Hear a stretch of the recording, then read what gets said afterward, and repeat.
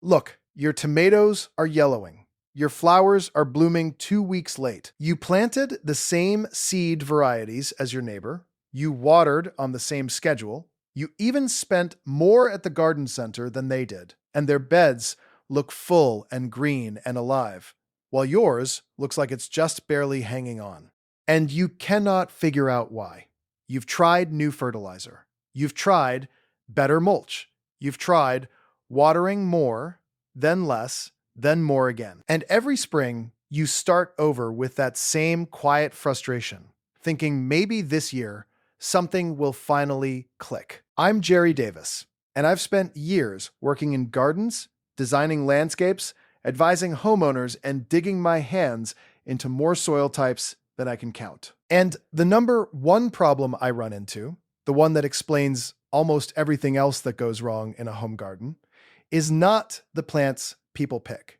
It's the soil those plants go into. More specifically, it's what's missing from that soil before a single seed or seedling ever goes in the ground. And today, I'm going to show you one powder that addresses a big part of that problem. Explain exactly how to use it so you actually see results within days, and then walk you through every related mistake that would cancel out any progress you try to make. Stay with me, because by the end of this, you're going to understand your garden in a way that actually makes a difference. Now, before I tell you what the powder is, I want to be honest with you about something. When you see a title like this, you might be expecting some exotic ingredient someone's grandmother kept secret in a clay pot. That is not what this is. What I am going to talk about is real. It is backed by decades of horticultural research, and it is available at most decent garden centers. The reason most home gardeners don't use it is not that it's hidden. It's that when you walk into a garden center, nobody really explains what makes soil actually work. They sell you the bag of potting mix, they sell you the fertilizer spikes, and they send you home. They don't explain the living biology underneath everything. And that is the gap this video fills. The powder is mycorrhizal inoculant, mycorrhizal fungi. And yes, I know that sounds technical.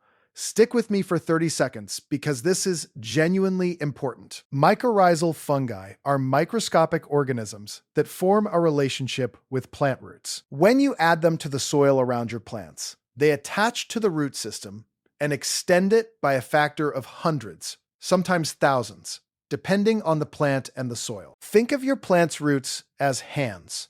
Now imagine giving that plant hundreds of extra fingers it didn't have before, all reaching out through the soil, pulling in water and nutrients, particularly phosphorus, which is the nutrient most responsible for root development, flowering, and fruit production.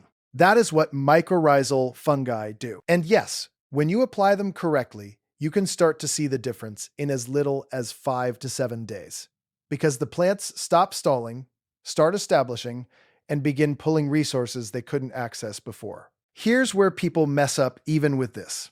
They buy the powder and they dump it on top of the soil after planting. That does almost nothing. The fungi need direct contact with the root zone, so here is the right way to use it. When you dig your planting hole, sprinkle the powder directly into the bottom of the hole before you set the plant in. Use roughly a tablespoon for small transplants, a quarter cup for larger shrubs, and up to a full cup for established areas where you're amending existing beds. Then set the root ball directly into that powder, backfill the hole, and water it in. That physical contact between the root tip and the fungi is what activates the relationship. If you dump it on top and water it down, most of it disperses and dies before it ever reaches a root. Direct placement matters. This is the detail that makes all the difference. Now, let me tell you what will completely cancel out your mycorrhizal inoculant and a lot of other things you're trying to do. Synthetic high phosphorus fertilizers. I know, I get it. You buy the fertilizer with the big numbers on the bag, the stuff that says it promotes root growth and flowering, and the phosphorus number is sky high. Here's what no one tells you. When soil phosphorus levels are already high, plant roots have no reason to maintain their relationship with mycorrhizal fungi. The plants essentially stop investing in the fungi because they're already getting flooded with the nutrient.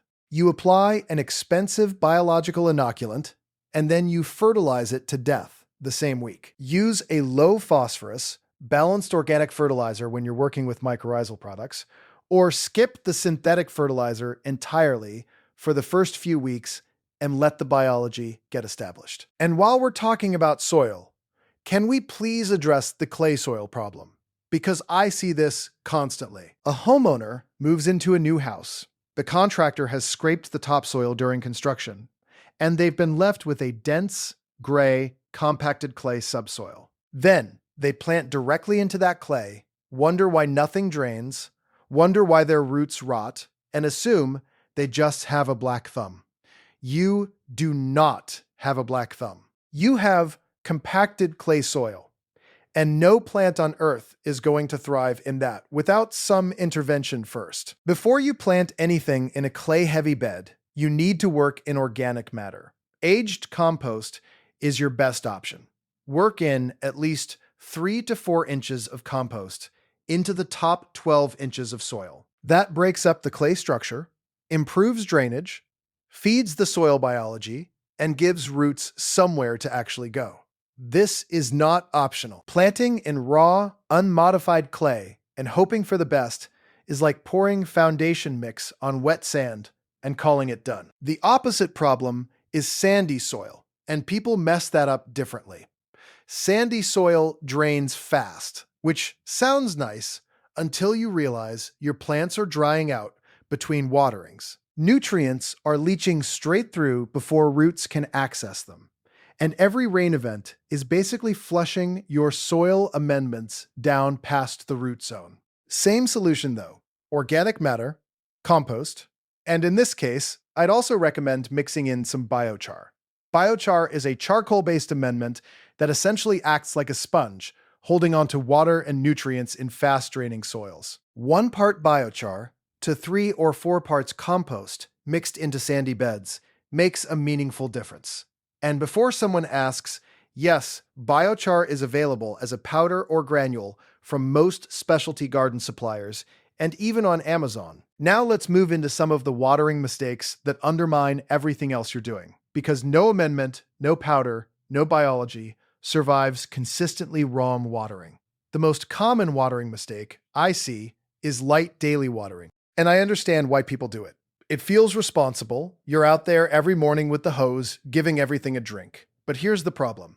Light daily watering only wets the top 2 or 3 inches of soil. Plant roots follow water. If water is only ever at the surface, roots stay at the surface. Shallow roots make shallow, stress-prone plants that wilt in every heat wave and dry out between your morning watering rounds. What you want instead is deep, infrequent watering. Water thoroughly 2 or 3 times a week, soaking the soil down to 8 or 10 inches, then let it partially dry before you water again. That forces roots to chase moisture downward, which builds drought tolerance and a genuinely robust root system. And your mycorrhizal fungi, they extend deepest into soil that has variable moisture, moist deep, and drier near the surface. Shallow daily watering removes the incentive for deep root extension. Here is a pro tip on this. Push a 6-inch screwdriver or a wooden dowel into the soil after you water. If it slides in easily to 6 or 7 inches, you've watered deeply enough. If it meets hard resistance after 2 inches, you haven't. It sounds too simple, but this one check changes how most people water permanently. Let me talk about a few other powder amendments that genuinely earn their place in the garden. Because mycorrhizal inoculant is not the only thing worth using in powder form. Wood ash is one I'm a big fan of in the right situation. If you have a fire pit or a wood stove, save that ash. Wood ash raises soil pH, supplies potassium and calcium, and can deter some soft-bodied pests like slugs and cutworms when sprinkled around plant bases. The caution here is that you do not want to use it on acid-loving plants like blueberries, azaleas, or rhododendrons. And don't overdo it.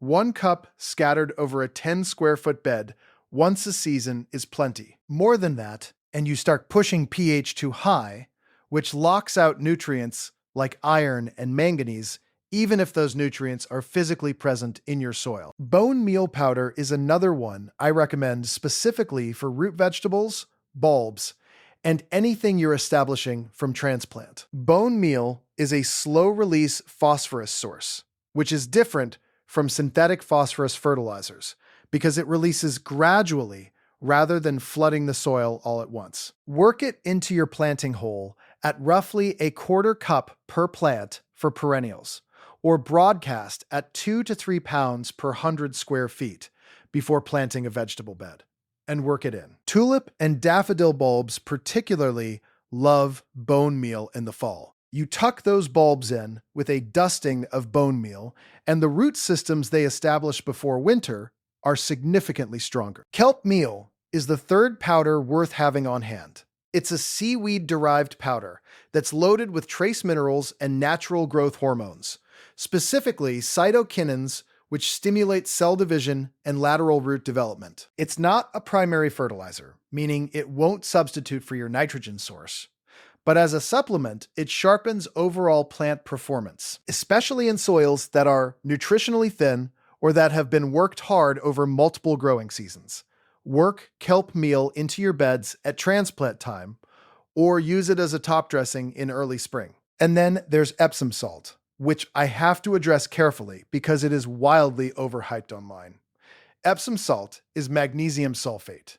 It is useful if, and only if, your soil is actually magnesium deficient. If your tomatoes are showing yellowing leaves between the veins, while the veins stay green, that is classic magnesium deficiency. And 1 tablespoon of Epsom salt dissolved in a gallon of water applied as a foliar spray every 2 weeks will address it noticeably within days. But if your soil is not magnesium deficient and you dump Epsom salt on it anyway, you can actually contribute to calcium imbalance, which in tomatoes shows up as blossom end rot. The fact that Epsom salt fixes one problem while potentially worsening another is exactly why I always say, test your soil before you start adding things. A basic home soil test kit costs about $12 to $15 and tells you pH, nitrogen, phosphorus, and potassium in about 20 minutes. If you want magnesium readings, mail-in tests from your county extension office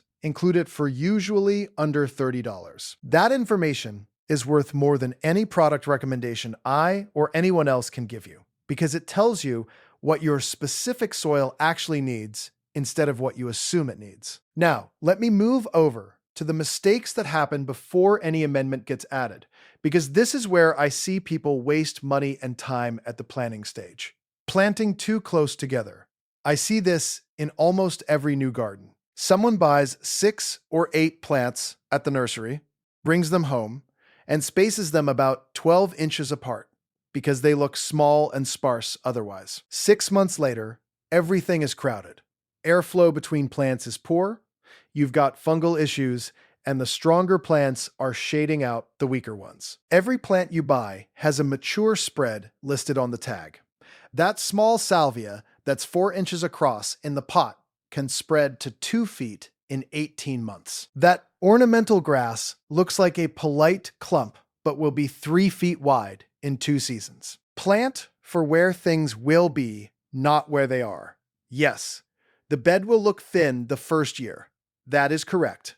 That is normal. Mulch the gaps and wait. The alternative is a maintenance nightmare and a fungal problem you'll be fighting for years. Here's something else that matters, and people skip because it feels like an extra step.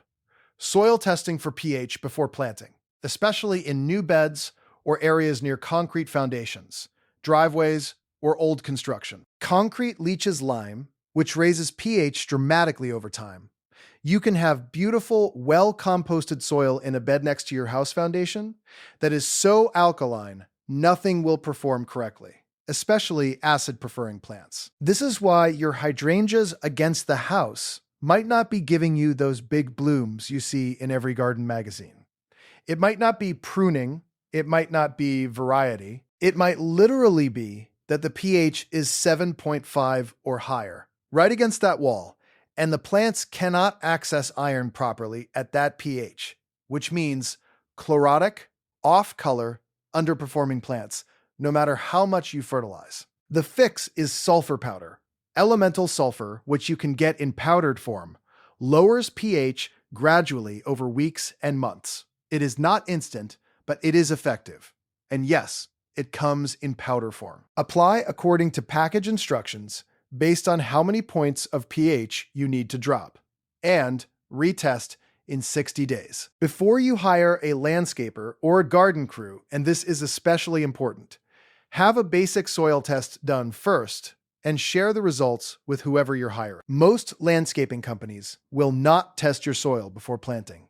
They'll bring in a truck of pre-mixed topsoil, drop it, plant the material, collect the check, and move on. That topsoil might be great, or it might be mediocre fill dirt that drains badly and has no biological activity. Knowing your existing conditions before you spend money gives you a specific conversation to have. Ask, what amendments are you adding to this soil before planting? What's your phosphorus source? Are you using any biological inoculants at the root zone? A good landscaper will have a real answer. Someone who just plants and bills won't. And that distinction matters when you're spending real money. Let me also talk about raised beds for a minute, because a lot of people think a raised bed automatically solves soil problems, and it does not. A raised bed is only as good as what you fill it with. If you fill a raised bed with straight topsoil from a bulk supplier, you're probably getting a mix that compacts in one season, loses structure, and ends up looking worse than your native soil by year 2. The mix I recommend for raised beds is 1 part quality compost, 1 part aged topsoil, and 1 part coarse perlite or coarse sand for drainage. If you're growing tomatoes, peppers, or anything heavy feeding, add a layer of worm castings to the bottom of the bed before you fill it. Worm castings are biologically active, they release nutrients slowly, they support soil fungi, and they improve moisture retention without causing waterlogging. This is a no-fuss amendment that outperforms a lot of more complicated products. And before you put that raised bed anywhere, for the love of good harvests, check the sun exposure. Raised beds feel like a big investment. You spend money on cedar boards, you spend a weekend building it, you buy quality fill, and then you site it where it gets 4 hours of afternoon sun and wonder why your tomatoes are producing 1 tomato per plant. Vegetables need 6 to 8 hours of direct sun, full stop. Not dappled light, not morning sun with heavy afternoon shade, not the spot that gets indirect brightness near the fence. Count the hours. If you don't know how much sun a spot gets, spend 1 day paying attention every couple of hours and note where the shadows fall. It's the most important 15 minutes you can spend before building or planting anything. One last thing before I wrap up. Stop buying plants based on what looks best on the cart at the garden center. I get it. The blooming color pops, it looks healthy and full, the tag has a pretty photo, and it ends up in your cart before you've asked a single question. Start asking, how big does this get in 3 years? What soil does it prefer? How much water does it need once it's established? Is it invasive in my region? Does it need a second plant nearby to produce fruit? Will it survive my winters? These are not complicated questions, but they change every purchase decision. And the gardeners who ask these questions consistently are the ones who stop replacing the same plants every 2 years and start building a garden that actually matures and improves over time. Tell me in the comments which one of these hit close to home for you, because I guarantee most of you are either watering wrong, skipping the soil biology step, or spacing plants too tight. And it's not your fault. Garden centers don't teach this. The bags and tags make it look simpler than it is. But once you understand why your soil needs biological life, why your roots need depth, and why your plants need room and correct conditions to do what they're designed to do, the whole garden starts making sense in a different way. If this video helped you, drop a like and subscribe, because I cover this kind of practical, real-world gardening every week. No fluff, no gimmicks. Just what actually works in actual yards. Before you spend another dollar on plants, bags of fertilizer, or new containers, get your soil right first. Add the biology, water deeply. Give your plants the space and sun they actually need. A good garden doesn't come from the prettiest plants on the cart. It comes from understanding what's happening underground, fixing what's wrong before anything goes in, and making decisions based on your actual conditions, not what looked good in a magazine or on a shelf. That's where it all starts. And honestly, that's where most gardens either succeed or fail before the season even gets going.